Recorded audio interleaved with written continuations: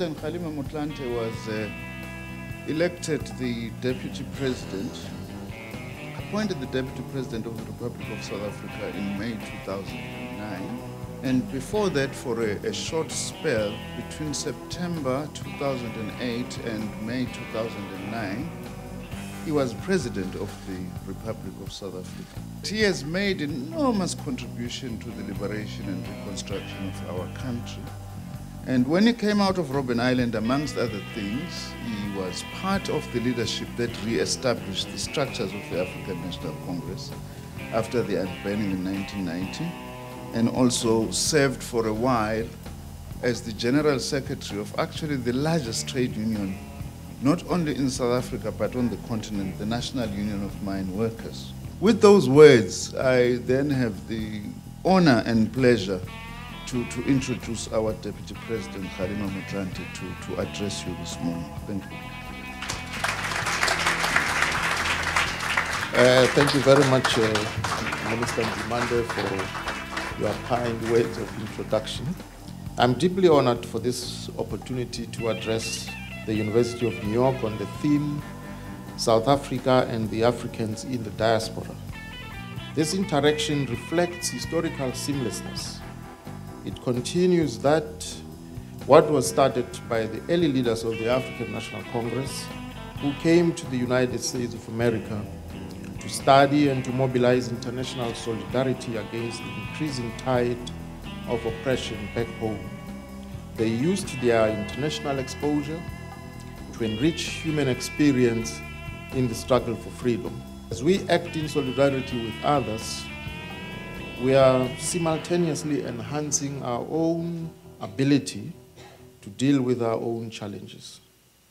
Thus, all of us, Americans, South Africans, Africans, and others all over the world, need to continue with the admirable tradition, lest we lose our own humanity.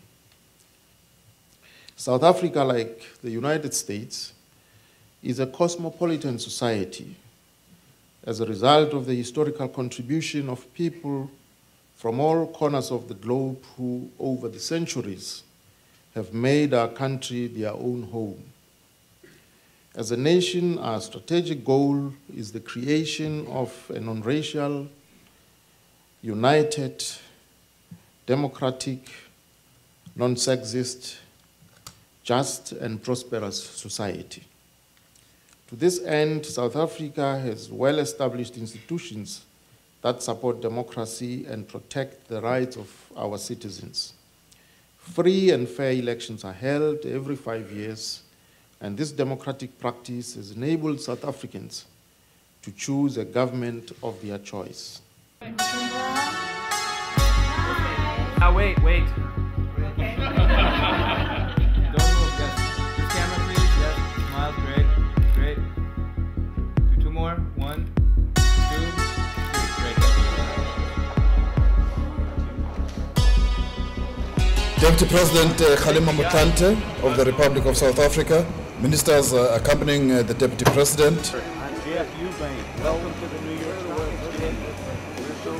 the Chief Executive of the New York Stock Exchange, Euronext, Mr. Nidirawa, the Senior Vice President of Global Affairs and Global Relations of the New York Stock Exchange, Euronext, Mr. Eubank, leaders of the business community the world over, distinguished guests, ladies and gentlemen.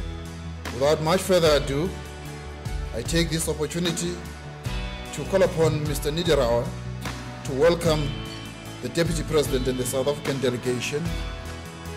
Ladies and gentlemen, it's a great pleasure for me to do so, and I ask you to welcome Deputy President Motlanthe to the podium. I'm pleased to visit New York Stock Exchange, the heart of the global financial system. Only 4 years ago, you hosted our then President Thabo Mbeki. These visits underscore the importance of the relationship between our country as the largest economy in Africa and your institution, the largest equities market in the world. You will know that African continent is teeming with economic opportunities.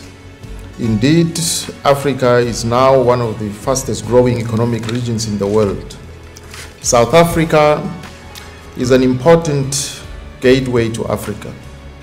We are still the most advanced economy in the continent. While we are only 5% of the population of Africa, South Africa accounts for 50% of trade in Africa. As you know, through our Johannesburg Stock Exchange, we can provide easy access for foreign investors. Our economic strengths start with mining, which is of course still a mainstay of our economy. Last year, South Africa was chosen to be one of only 4 countries to produce the new Mercedes-Benz C-Class. We are a leading producer of the BMW 3 Series and of a number of other vehicles. While we focus on exports to Africa, Asia and Australia, some of these cars will also come to the United States of America. And of course, some people in the room here may already be driving some of these products. Half a dozen of our companies are listed on the New York Stock Exchange with assets close to $100 billion. The biggest challenge for South Africa remains the deep inequalities left by apartheid. Despite the strength of our economy, it is still not able to create enough jobs.